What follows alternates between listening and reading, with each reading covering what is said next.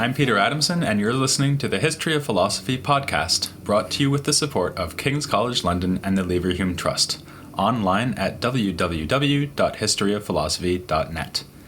Today's episode will be an interview with John Marenbon, who will be talking to me about Boethius. Hi, John. Thanks for coming on. It's a pleasure.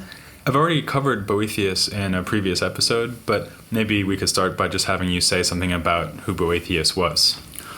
Right. Well, although Boethius might be placed, as I think he is in this series, at the end of a series of Latin church fathers, really he's very different because he lived at the end of the 5th, the beginning of the 6th century, spending most of his time in Rome, at a time when Italy was under the rule of the Ostrogoths. But Boethius belonged to the elite of Rome. This elite was allowed to go on living in a very traditional way and even given the illusion of some power. And somebody like Boethius received an extraordinarily good classical education, which involved learning Greek, or almost certainly from a Greek native speaker. And he had full access to what was going on in Greece and to the whole of the Neoplatonic and Aristotelian tradition as it was still preserved in the Greek-speaking world. So he's far more of a classical figure than somebody like Augustine, although Augustine is earlier. And unlike the Church Fathers, Boethius was indeed a Christian, but he was a Christian layman. He wasn't a priest, or certainly not a bishop or anything like that. And he did indeed write some short theological works which seem to relate to some theological controversies of the time, in which he was trying to use his great skills, especially as a logician, in order to argue for what he thought to be the right theological positions. But the majority of his work has nothing to do with Christian doctrine. And for most of his life, indeed, what he was doing was putting into Latin various works on the liberal arts, so on arithmetic and on music and so on. But then he was translating Aristotle's logical works and providing commentaries on them, and also providing logical textbooks. Well, what's the relationship then between all of these works, and I guess in particular, what's the relationship of these theological writings and the logical writings to his most famous work, which we're going to be talking about today, which is his Consolation of Philosophy? You might say there were two main sorts of relation. One is that when you read the Consolation of Philosophy, you're surprised that it's by a Christian author. And indeed, there were scholars in the past, nobody really follows them now, who thought that perhaps this was written by a different Boethius, who was a pagan, or perhaps Boethius, at the end of his life, had reverted to paganism, which seems a silly suggestion because he and his whole milieu was a Christian milieu. But the Consolation of Philosophy is a consolation of philosophy. It's written without any explicit references to Christianity. And a work like that makes sense if you think of somebody whose background was translating and commenting on Aristotle. And indeed, this was part of a wider project, which he never completed, to translate Aristotle and everything by Plato he could find. So he is somebody who thinks of himself as belonging to the ancient tradition of philosophy, but fairly obviously sees no contradiction between that and being a Christian. And so that's one thing which is explained by this earlier work. But also, when we turn to what I think is probably the most philosophically rigorous and interesting part of the Consolation, the fifth book, and the argument about divine prescience and freedom, there Boethius, the logician, really comes to the fore.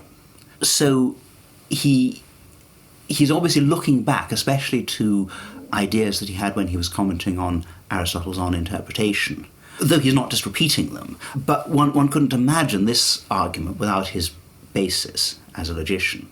Well, that, in fact, is what I wanted to really concentrate on in this interview, which is the fifth book of the Consolation of Philosophy, the most famous part of the most famous thing that he wrote. And there he engages with this problem, which is basically that if God knows the future, which he must because he's omniscient, then it looks like that might pose a problem for human freedom. Could you say a little bit about why that is in fact a problem?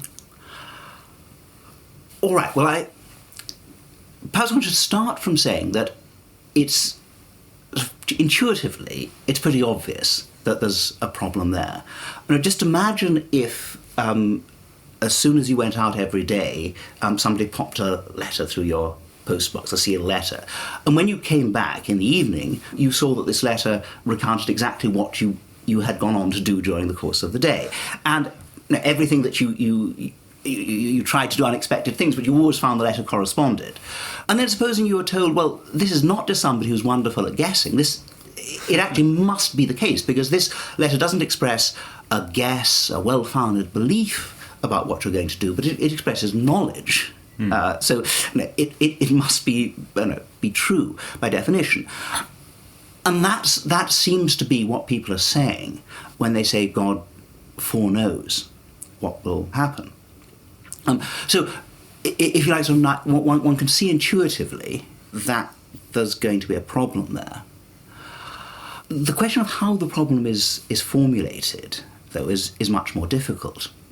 And I think that most interpretation of Boethius gets wrong the way in which he formulates the problem. It formulates it in a perfectly sensible way, and therefore mistakes quite how his solution fits the problem, because it construes the solution as the solution to a problem understood in a way that he never understood it.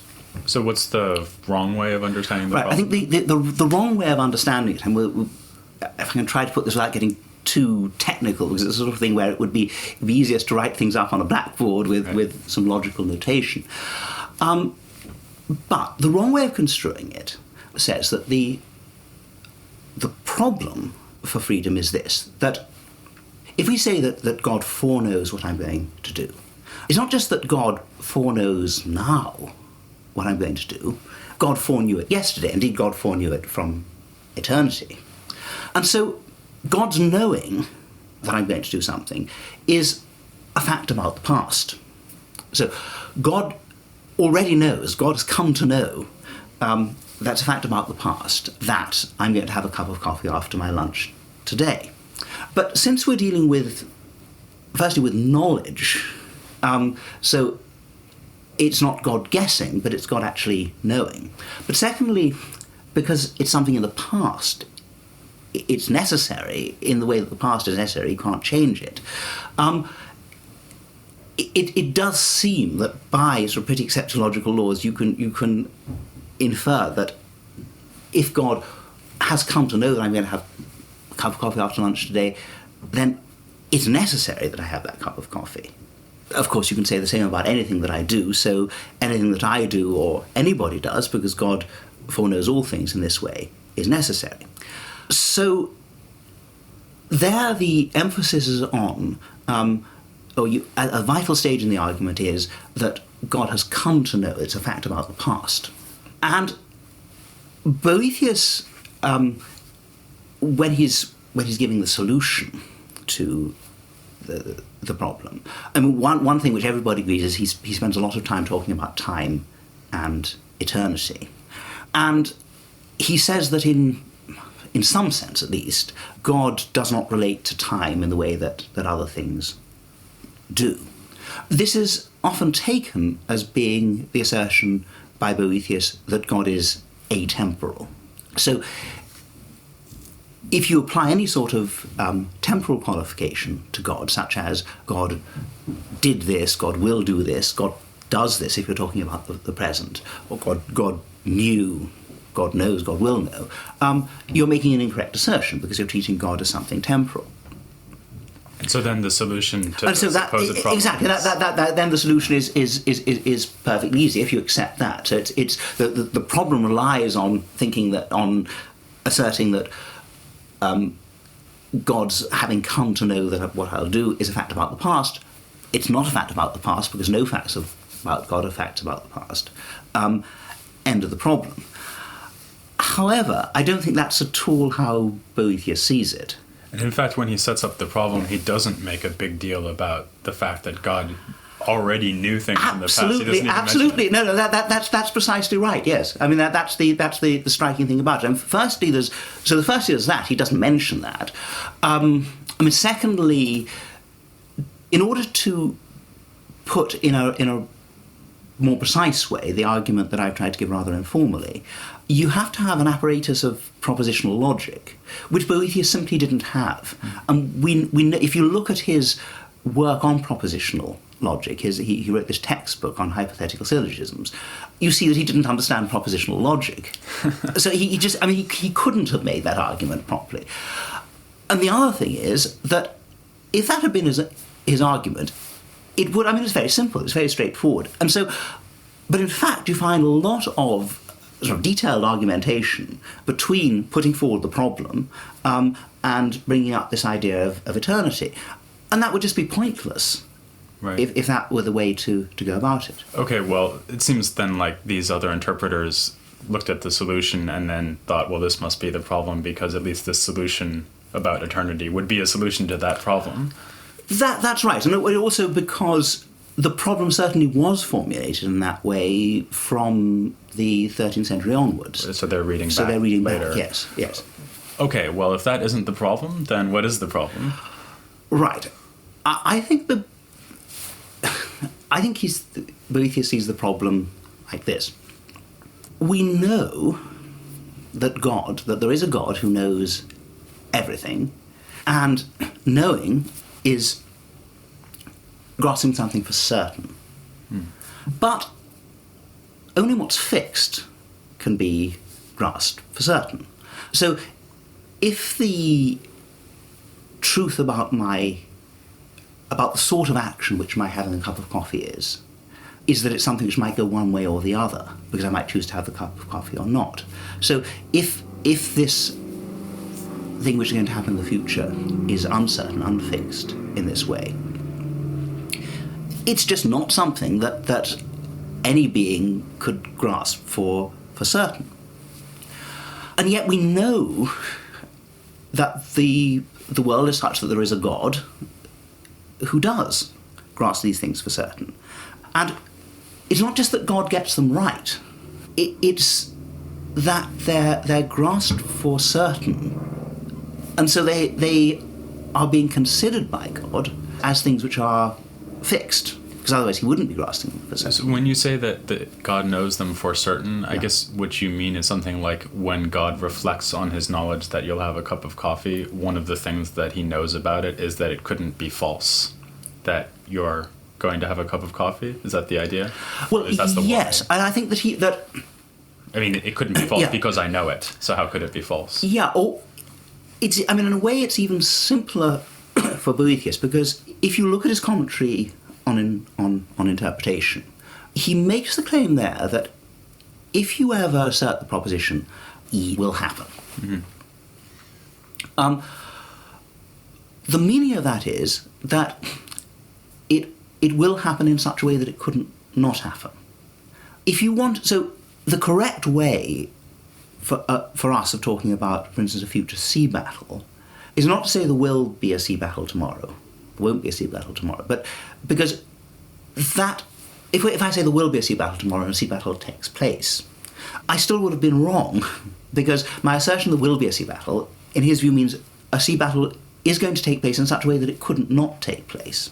Just as if I assert I'm talking to you now, what I mean by that is I'm talking to you now and it can't not be the case. Exactly, yes. And he thinks that applies to statements about the future. So you have to, if you want to make a statement about a contingent future, you have to say the sea battle will take place, but it will take place in such a way that it might not have taken place. Okay. So if God simply knows the proposition, John will have his cup of coffee after lunch, and not John will have his coffee after lunch in such a way that he mightn't, that means that God would be grasping the proposition, would be knowing the proposition, I'm going to have my coffee after lunch, and it couldn't be otherwise. But that, of course, I mean, if you want to maintain that, in fact, I'm free to have my cup of coffee or not, then you'd have to say that in that case God had a false belief. But that can't be the case. So in order to ensure that God doesn't have false beliefs, we have to admit that nothing happens contingently. Okay, so it sounds to me like the problem then really emerges from a certain understanding that he has about knowledge rather than a worry about past truth. Yeah, I think so, yes. And given that, then how does his solution really work? Because what he actually does say is that God is, if not timeless, then eternal in the sense that everything is present to God.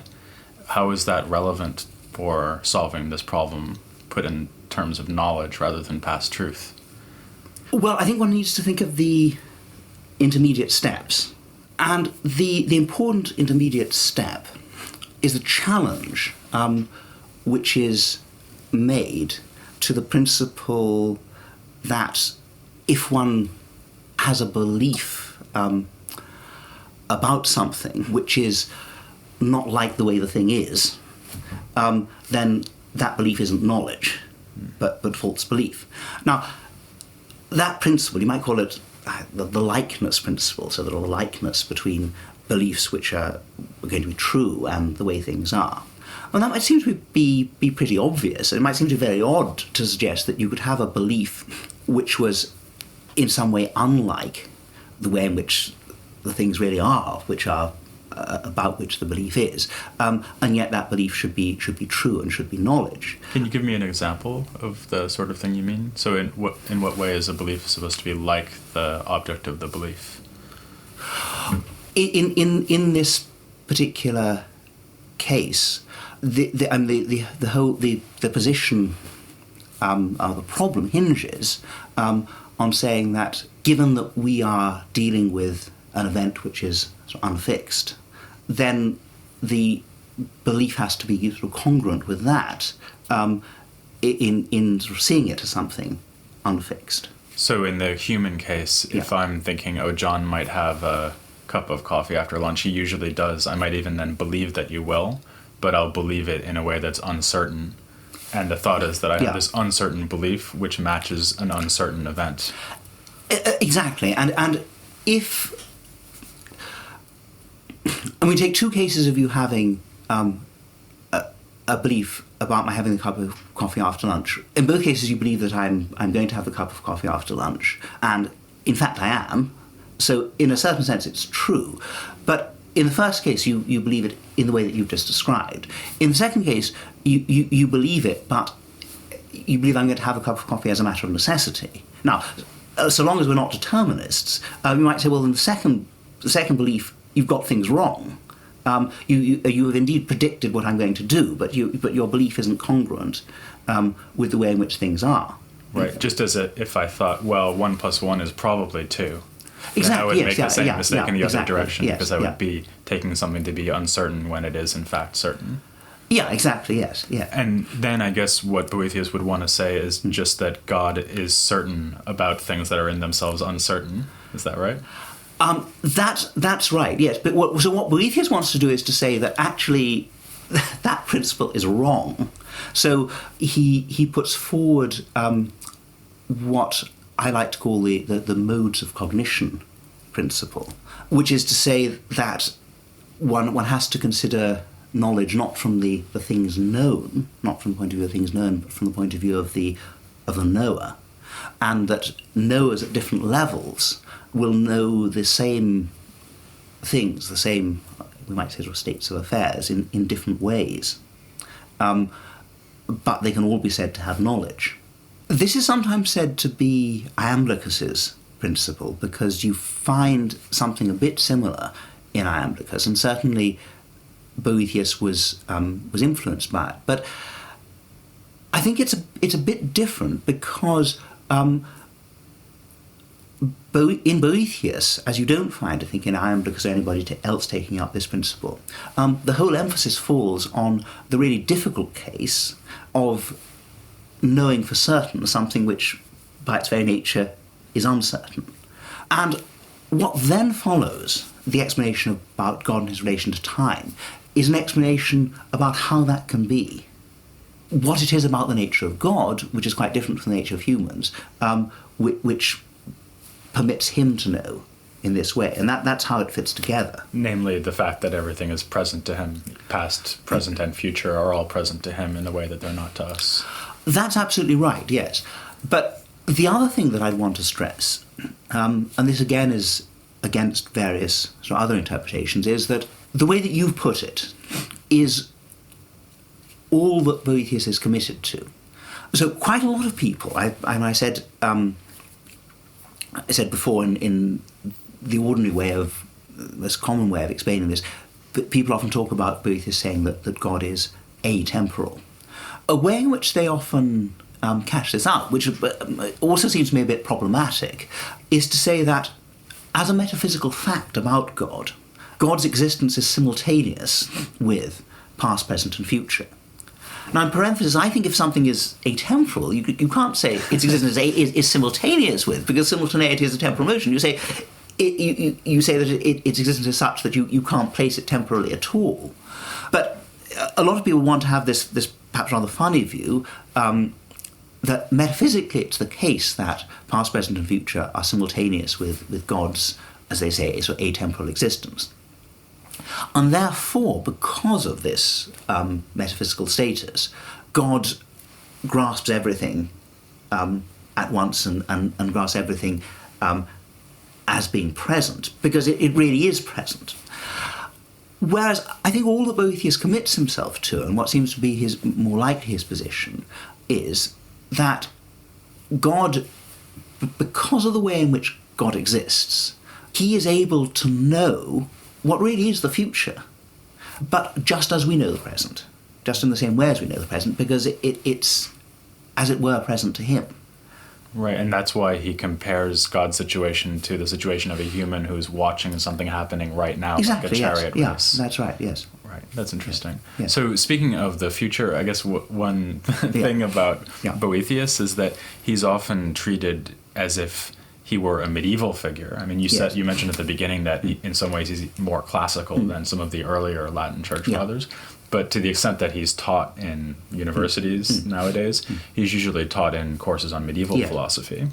And I guess that to some extent that's justified because he was very influential in the medieval period. Absolutely, right? yes. Yeah. So do you see him as kind of the beginning of medieval philosophy in a way? For the reasons I was saying, which you've just summarised, it would be wrong to see him himself as the beginning of medieval philosophy, since he's so thoroughly a classical figure, and one of the important things about medieval Latin philosophy is that hardly any of the philosophers themselves knew any Greek. They had to rely on a rather limited range of translations from the Greek, a lot of which indeed were made by Boethius himself. Now, that position is not so different from that of some of the Church Fathers. I mean, if you think of Augustine, certainly there were certain Greek sources available to him in translation which weren't available later on. But again, he was mostly a thinker who was limited to what he could know from translation. And that's very, very different for Boethius. So rather than thinking of him as the first medieval thinker, I suppose I think of him as a thinker without whose works one can't imagine what medieval philosophy would have been. And I suppose, you could say in some sense, well, surely that applies to almost any of the big sources. But there is a particularly vital role which he plays, and the only other person who seems to play so important a role, or perhaps the two people, one is Aristotle himself, but it's Aristotle as transmitted via Boethius, and the other is Augustine. Medieval philosophy would have turned out in a very different sort of way. And I suppose, in fact, with regard both to Augustine and Boethius, we can almost sort of test this, because Augustine and Boethius are tremendously important in the Latin tradition, well, very as a limited importance in the Byzantine tradition. They do, especially Boethius, does get translated at some point, and of no importance in the Arabic tradition, though those traditions did have the other ancient authors. So one it can gauge in some ways the influence of Boethius and indeed Augustine by making such a comparison. Well, that gives me a perfect transition to the topic of the next episode, which will be, in fact, the beginning of medieval philosophy, or at least the way I'm going to define it. And I'm going to be starting by looking at philosophy in the Islamic world, so the Arabic tradition that John was just referring to. But for now, I'll thank John very much. Thank you. It's a great pleasure to have spoken to you. And please join me next time when I'll begin to look at philosophy in the Islamic world here on The History of Philosophy Without Any Gaps.